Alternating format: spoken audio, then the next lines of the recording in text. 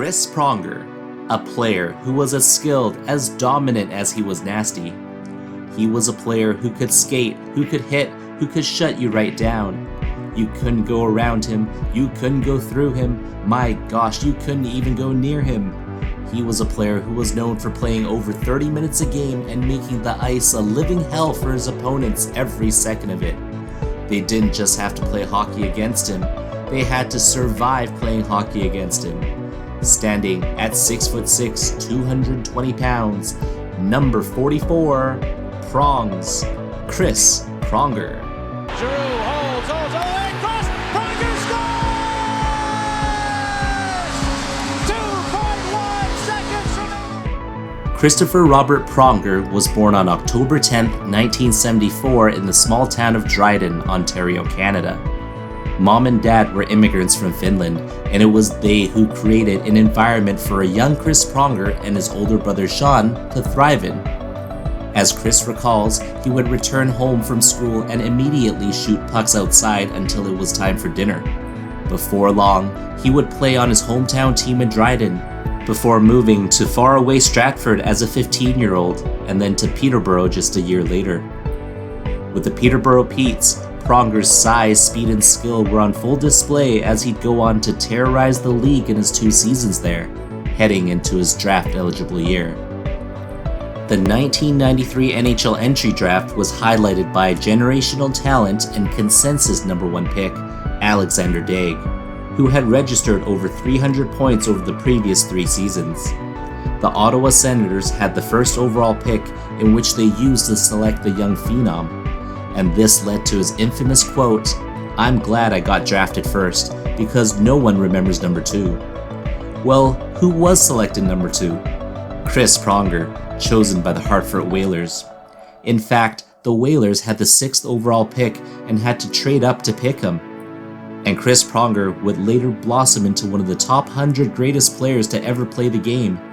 And Alexander Daig would go down as one of the biggest busts in history.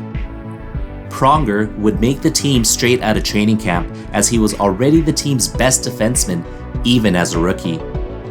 The first 2 seasons with the Whalers proved to be a slow adjustment, as he was just a skinny teenager playing in the toughest league in the world.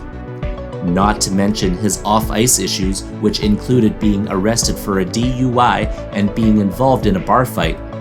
His reputation as a party animal resulted in Hartford Whalers GM Jim Rutherford to trade him to the St. Louis Blues in exchange for Brendan Shanahan 1-for-1. The Blues were Stanley Cup contenders at the time, and Shanahan, a fan favorite, had already registered 2 50-goal seasons. Pronger, on the other hand, was still seen as immature and unproven, so the St. Louis fans criticized the trade, and the trade was seen as heavily lopsided. Pronger would prove them all wrong. But first, he had some growing up to do, and this is where Mike Keenan comes in. In my previous videos, I mentioned Keenan had painted himself as the villain everywhere he went, and players didn't like playing for him. But perhaps it was his hard-nosed, disciplined approach to hockey that set Pronger on the right path, and in just a couple of seasons in St. Louis, Pronger's conditioning, mental toughness, and defensive awareness improved drastically, while his body started to fill out and he was at the cusp of entering his prime. He could play, oh he could play, as he was able to make that stretch pass to find his teammates breaking out of the zone. He could skate, pivoting and keeping up with the quickest players stride for stride. Being 6'6", he had an enormous wingspan, allowing him to take time and space away. Not to mention, his hockey smarts were off the charts and were often compared to a certain Steve Yzerman. And his slapshot, that slapshot on the power play, haunted the goalie's worst nightmares. But perhaps most importantly, Chris Pronger played with an edge, and he had no problem crossing the line. He excelled at taking the body, wasting no time to flatten his opponents on open ice, into the boards, elbows up, you name it. And before long, the rest of the league trembled in fear, and you better be aware when he's on the ice. Some teams tried to challenge his side, but I don't need to be an expert to tell you that that's not a good idea. Other teams tried to target his defensive partner, but inevitably, they'd have to cut into the middle at some point, and there, lurking in the shadows, always ready to pounce, was Chris Pronger. He didn't hit to just stop the play, he hit to hurt. And it was these attributes that made him one of the most intimidating players to play against. In just his third season with the Blues, Pronger was announced as team captain with the task of leading the Blues to playoff glory. But something scary happened that season that would require nothing short of a miracle. During the playoffs that year, Pronger would take a slap shot to his chest, and what seemed like wind being taken out of him at first, fans had realized it was much, much more. Seeing Pronger get back on his feet just to collapse back on the ice. His heart had stopped, lips were purple. A couple minutes passed, still the same, and perhaps in a life-saving maneuver, the trainer was able to resuscitate him before he was rushed to the hospital. It turns out he suffered from commotio cordis, which results from a sudden impact to the heart rhythm. If not treated within the first 3 minutes, the fatality rate is 97%.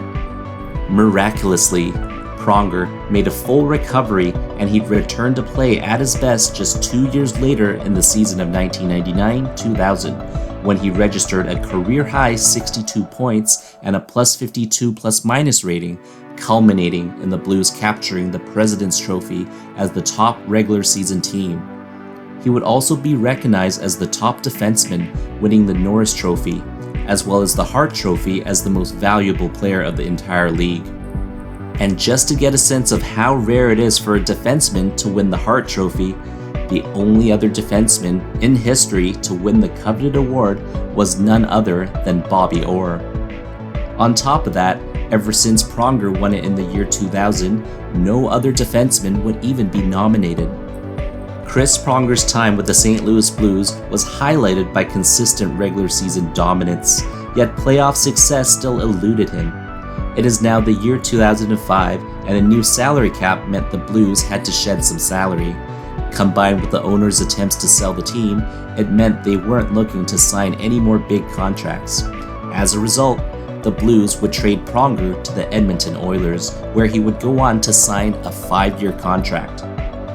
Pronger would end up only fulfilling the first year of that contract, but what a year it was.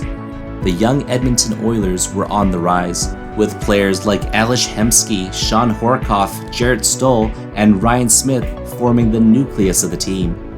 Pronger, being 30 at the time, put the team on his back as he'd averaged 31 minutes of ice time in the playoffs, and the 8th-seeded Oilers would go on a Cinderella run that would come to a crushing defeat in Game 7 of the Stanley Cup Finals. Even through the disappointment and heartbreak, Pronger had proven to himself and the world that he was a big game player, and he was capable of carrying his team when it mattered most. If the Oilers had won the Cup that year, Pronger would have been a favorite to win the Conn Smythe Trophy given to the playoff MVP. I mentioned earlier that Pronger only lasted a year in Edmonton, and rumor had it that it was because his wife did not enjoy living there. So in a move that shocked the foundations of the hockey world, especially right after the young team overflowing with potential had just made it to the finals, Pronger requested a trade and he was dealt promptly to Stanley Cup contenders, the Anaheim Ducks. The Ducks were stacked before the trade, with veteran game breakers like Scott Niedermayer and Teemu Selanne, players in their prime like Andy McDonald, Chris Kunitz, and Sammy Paulson, young up-and-coming stars like Ryan Getzlaf, Corey Perry, and Dustin Penner, and not to mention their goalie tandem of J.S. Jaguar and Ilya Brizgalov. Wow, what a team. Now add in Chris Pronger, and the Ducks had just become Stanley Cup favorites. The Ducks would end the regular season as the second best team in the conference, as Pronger's +27 plus-minus rating led the team. He'd follow that up in the playoffs, averaging more than 30 minutes of ice time a game, as the team would go on to capture the Stanley Cup. And even though it was Scott Niedermayer who was named playoff MVP, it was Pronger who played more grueling minutes, and it was Pronger who registered 4 more points than Niedermayer while playing 2 less games. The 2 less games that he missed, by the way, were due to 2 separate one-game suspensions. The first was for a hit to the head on Holmstrom, and the second was for another hit to the head, this time on McCammon. Pronger would last 3 seasons in Anaheim, and entering the final year of his contract, he'd be dealt to the Philadelphia Flyers, where he'd sign a 7-year contract that would bring him to the age of 42. It was the belief that he had a few more good years in him before his decline due to age. Little could they have predicted that in his very first season with Philly in 2009-2010, Pronger would anchor a young team that boasted a young Mike Richards and Jeff Carter back to the playoffs. Still eating up 29 minutes of ice time a game, against all odds, Pronger would lead the Flyers to the Stanley Cup Finals. And even though they'd lose out to the Chicago Blackhawks that year, his hits on Kane and Taves, and his battles with Byfuglien, all as a 34-year-old mind you, had cemented him as one of the NHL's premier defensemen if he wasn't already. And what captured the essence of Chris Pronger for me was a couple of incidents that happened during the finals. The Blackhawks had been collecting pucks after playoff wins, adding it to their wall with every win. Pronger knew this, and when the Blackhawks had won a game, Pronger made a point to steal the puck and throw it in the garbage. According to him, he wanted to get under the skin of the Blackhawks, which was a part of his psychological warfare. His pettiness and willingness to do whatever it took to give his team an advantage was what made Chris Pronger, Chris Pronger. His next couple of seasons in Philly were plagued by injuries. A recurring knee injury had flared up again, as well as a freak accident that resulted in a serious eye injury and subsequent concussion. And coupled with post-concussion syndrome due to several hits after his return, it meant his days as a player were numbered. And in December of 2011, after more concussion symptoms, Pronger had played his final game and he was shut down for good. After retirement, Pronger would serve in the NHL Department of Player Safety in 2014, helping make decisions on player suspensions. In 2017, he would join the Florida Panthers as a senior advisor to the president of hockey operations. And in 2020, he would leave the organization and venture out with brother Sean to create Journey, an award-winning Canadian whiskey. Chris Pronger will go down as one of the most dominant defensemen to ever play the sport.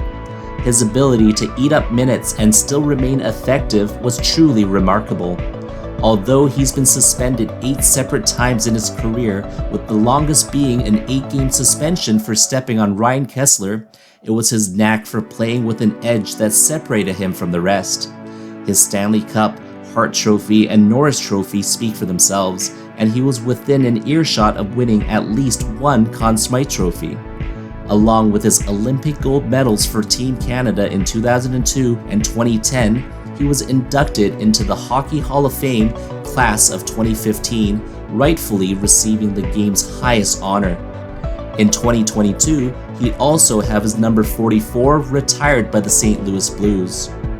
For Chris Pronger, it's always been the end justifies the means, as in crossing the line afforded him the mean reputation necessary to succeed in playoff hockey.